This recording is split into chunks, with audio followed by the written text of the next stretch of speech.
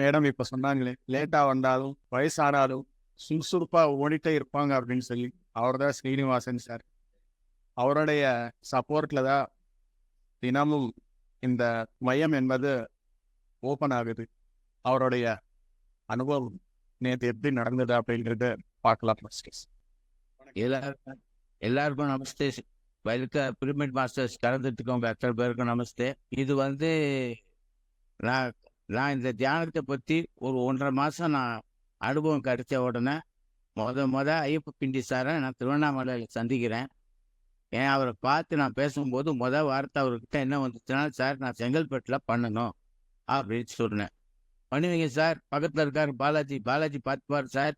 பாலாஜி அவர் உங்கள் நம்பரை கொடுங்க, அவர் எங்கே வேணுமோ உங்கள்கிட்ட பாரு, நீங்கள் அவருக்கு ஹெல்ப் கைட் பண்ணுங்க அப்படின்னு சொல்லிட்டு முடிச்சிட்டார். அதுதான் எங்களுக்குள்ள நடந்த பேச்சுவார்த்தை. ஐயப்ப பிண்டி சாரோட நடந்த ஃபர்ஸ்ட் பேச்சுவார்த்தை இது திருவண்ணாமலையில் நடந்துச்சு. அதுக்கப்புறம் நான் இப்போ ரெகுலராக நான் பண்ணிக்கிட்டு இருந்தேன். இந்த மேனிஃபெஸ்டேஷன் அப்பயே நான் பண்ணியாச்சு. அந்த மேனிஃபெஸ்டேஷன் பண்ணும்போது இவங்களோட டாக்ஸ்லாம் சொல்லுவாங்க போதும்.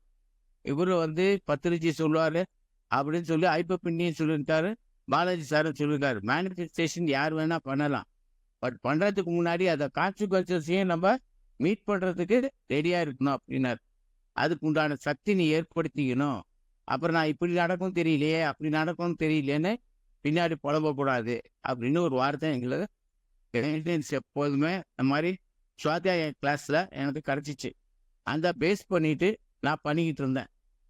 நான் பாட்டுக்கு ரெகுலராக அவங்க சொன்ன மாதிரி தியானம் சுவாத்தியாயனம் என்ன பிரச்சாரம் பண்ணிக்கிட்டு இருந்தேன். அது எப்படி நடக்குமோ நடக்கட்டும் அப்படின்னு சொல்லிட்டு அந்த நேரத்தில் இந்த தியான யஜ்யம் இதெல்லாம் நடக்கும்போது என்னோட விஷ் இப்போ இந்த மாதிரி போய் அட்டன் பண்ணணும்ட்டு அதுபடி பண்ணும்போது நான் போயிட்டு வந்தேன். தியானம் ரெகுலராக நான் பண்ணிக்கிட்டு இருக்கிறதுனால அது ஸ்லோவாக என் பின்னாடி அந்த மேனிஃபெஸ்டேஷன் பாட்டுக்கு நடந்துக்கிட்டே இருந்துச்சு. நான் இங்கேன் 1 இங்கேன் 2 இதிலெல்லாம் பார்ட்டிசிபேட் பண்ணி இங்கேன் 3லையும் பார்ட்டிசிபேட் பண்ணிக்கிட்டு இருக்கேன். இதன் மூலமாக நான் பிரச்சாரம் பண்ணுறதுக்கும் ஒரு அளவு பேச, யாராவது 2 பேர் தியானத்தை பற்றி பேசி இன்னும் கொஞ்சம் விவரம் கேட்டாலும் சொல்கிற அளவுக்கு வளர்ந்தேன். அந்த அளவு தான் நான் வளர்ந்துருக்கேன்ட்டு எனக்கு ஒரு திருப்தி இருந்துச்சு. அந்த தியான இயக்கம் கடைசியாக திருவான்மியூரில் ஒரு தியான இயக்கம் நடந்தப்போ போய் பார்ட்டிசிபேட் பண்ணிட்டு வந்தேன். அவர் தியான இயக்கம் அங்கே பண்ணுறேன் அப்படிங்கும் போது எனக்கு இங்கே பல நாள் நான் தியானத்தில் எனக்கு என்ன யோசனைன்னா, இங்கே ஒரு தியான இயக்கம் பண்ணணும் செங்கல்பட்டில் அப்படின்ட்டு என் மனசில் ஒரு 4 நாள் 5 நாள் அந்த உறுத்தலே இருந்துச்சு. நானும் என்னோட சகா பிரமிட் மாஸ்டர்ஸ்டெல்லாம் சொன்னேன், இந்த மாதிரிலாம் இருக்குது மெடிடேஷன் பண்ணும்போது. அவர் தியான இயக்கம் டிக்ளேர் பண்ணிட்டாரு, பட் 3-4 நாளாக எனக்கு இதுதான் மெடிடேஷனில் வருது அப்படின்னு. அப்போ அவர் எல்லாரும் என்ன சொன்னாங்க, பாலாஜி சார்கிட்ட பேசுங்க, என்னங்கிறது தெரியும் அப்படின்னாரு. சரி பேசலாம் அப்படின்னு சொல்லிட்டு கொஞ்ச நாள் அப்படியே தள்ளி போட்டு கடைசியாக ஒரு தரம் அவர் செங்கல்பட்டுக்கு ஒரு விசிட் பண்ணார். விசிட் பண்ணும்போது தான் இந்த மாதிரி இருக்கு அப்படின்னு விவரத்தை சொன்னார். இதுக்கு பேர் இப்போ போகர் தியான மையம் அப்படின்னு சொல்லி பேர் வச்சதை பற்றி சில பேர் கேட்டாங்க என்னன்ட்டு. அதப்போ எனக்கு அது ஒரு விளக்கம் ஒன்று புரிஞ்சது. எனக்கு புரிஞ்சது விளக்கம் எப்படின்னாக்கா, 3 வேளை, 1 வேளை சாப்பிட்றவன் யோகி, 2 வேளை சாப்பிட்றவன் போகி, 3 வேளை சாப்பிட்றவன் ரோகி அப்படின்னு சொல்லுவாங்க. ஸோ நம்ம தியானத்தில் என்ன சொல்கிறோம், ரோகியாக நீ ஏடா கூடமாக வயிற்றுல நீ சாப்பாடை போட்டு கஷ்டப்படுறத விட ஒரு மாதம் சொல்கிற மாதிரி ஒரு நாளைக்கு 2 வேளை சாப்பிடுங்க. 12 ஹவர்ஸ் வச்சுங்க, 10 to 12 ஹவர்ஸ் கேப் வச்சுக்கோங்க, சாப்பிடுங்க, ஆரோக்கியமாக இருக்கலாம். நீர் தான் உங்களுக்கு நடுவில் நீங்கள் இது பண்ணிக்கணும். அப்பக்கப்போ கிளென்ஸ் பண்ணிக்கோங்க, உங்களை குளிச்சு இந்த மாதிரி பண்ணிக்கோங்க டயர்டாக ஃபீல் பண்ணுறப்ப அப்படின்னா அவரு எனக்கு கிளாஸில் அவரு சுவாத்தியாய கிளாஸ்ன்னு சொல்லியிருக்கார். அதன்படி இப்போ போகர்னு சொல்லும் போது நேற்றுக்கு மேனம்பர் சொன்னாங்க, போகம் அப்படின்னா சந்தோஷமாக இருக்கிறது, போகமாகி எல்லாம் சுகமாக அனுபவிக்கிறது அப்படின்னு சொன்னாங்க.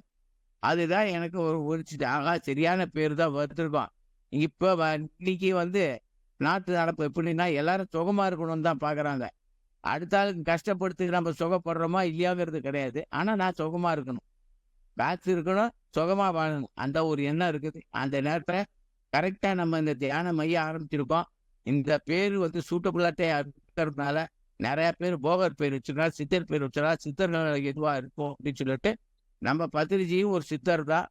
அவர் வழிகாட்டிய வழிதான் இப்போ அவர் மூலமா நிறையா பிரமிட் மாஸ்டர்ஸ் உண்டாக்கியிருக்காங்க. இப்போ அவர்கிட்ட டைரக்டா இப்போ பிரமிட் மாஸ்டர்ஸ்லாம் நம்மளை உருவாக்கி போனாங்க. நம்ம நிறைய பேர் நம்ம பத்திரிகையை பார்த்துருக்க மாட்டோம். அவங்க உருவாக்கி பார்க்கும்போது பிரமிட் மாஸ்டர்ஸை நம்மளும் கரெக்டாக அவங்க எப்படி அவங்க வளர்த்தாங்களோ, எப்படி ஒரு கிரிக்கெட்டர் வந்து ஒரு கோச்சா மாதிரி எப்படி ஒரு புது கிரிக்கெட்டரை உருவாக்குறோ, அது மாதிரி இந்த பிரமிட் மாஸ்டர்ஸ் இப்போ நம்மளெல்லாம் அதே மாதிரி அதே லைனில் கொண்டு போகிறாரு. நேத்திக்கு வந்து நான் வயசானவன் அப்படின்னு சொல்லி நினச்சிருக்கலாம் சில பேர். பட் எனக்கு எப்படின்னா நேற்றுக்கு ஒரு 30 வயசு கம்மியான மாதிரி இருந்துச்சு, உண்மையை சொல்ல போனேன். ஏன்னா அவ்வளோ சந்தோஷம் எனக்கு.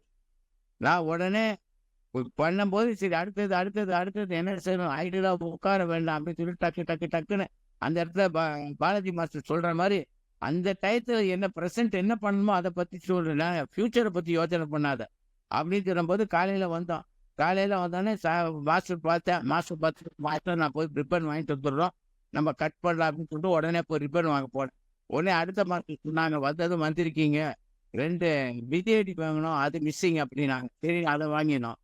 சரி ரிப்பனுக்கு வந்து அந்த இடத்த ஓட்டுறதுக்கு உடனே செலோ டேப் வாங்கிட்டு கட் பண்ணணும்னா கத்திரிக்கோள் ஆகிட்டு எல்லாம் ப்ரிப்பேர்டாக நாங்கள் கிளம்பி வந்தோம்.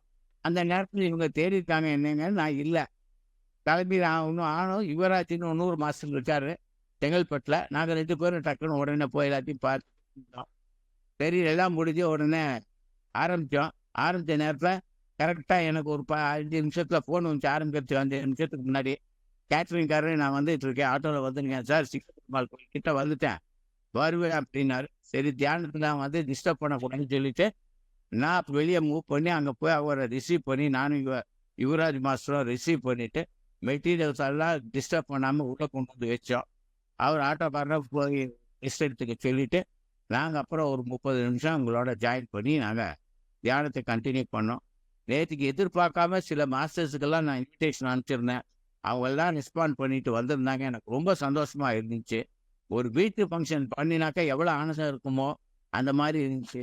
அதே மாதிரி சாப்பாடும் நல்லபடியாக அமைஞ்சிச்சு.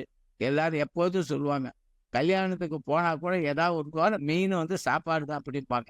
சாப்பாடு சரியில்லையா, எல்லாம் பண்ணாங்க, அடுத்து சாப்பாடில் போய் கையை வச்சுட்டாயா செலவு பண்ணாலும் அப்படிம்பாங்க. ஆனால் இது நாங்களாம் முடிவு பண்ணலை, அதுவாக வந்தது. கேட்ரிங் இப்போ ஆளுக்கு இது பண்ணாங்க, கேட்ரிங் அரேஞ்ச் பண்ணாங்கள கேட்டர்கிட்ட பேசிட்டாங்க, சாப்பாடு வருது பண்ணுங்க அப்படின்னு சொல்லிட்டு. அதனால அவரும் கரெக்டாக கொண்டு வந்து நேரத்தில் 11:30க்கெல்லாம் வந்து கொடுத்தாரு. படித்து எல்லாம் பண்ணி எல்லாம் நல்லா நினச்சி எல்லா மாஸ்டர்ஸும் அங்கே வந்திருந்த மாஸ்டர்ஸ் எல்லாம் ஒரு நம்ம வாயில தான் நம்ம சொல்லிட்டு இருக்கோம் ஒரே குடும்பம்னு. நேற்றுக்கு அதை கண்ணடியாக பார்த்தேன். எல்லா மாஸ்டர்ஸும் அவங்க வீட்டில் அவங்க சென்டரில் நடக்கிற மாதிரி, அவங்க வீட்டில் வச்சுக்க பிரமிடுக்கு நடக்கிற மாதிரி அப்படின்னு நல்லா ஒரு இன்டிமெசியோட எல்லாரும் ஒருத்தருக்கு பேசிட்டு அவங்க எல்லாரும் முகத்திலையும் சந்தோஷத்தை பாட்டினேன். எனக்கு ரொம்ப ஆனந்தமாக இருந்துச்சு மாஸ்டர். அதை தான் சொல்ல உடனே வர முடியாதுன்னு நினச்சவங்க எல்லாம் வந்தாங்க.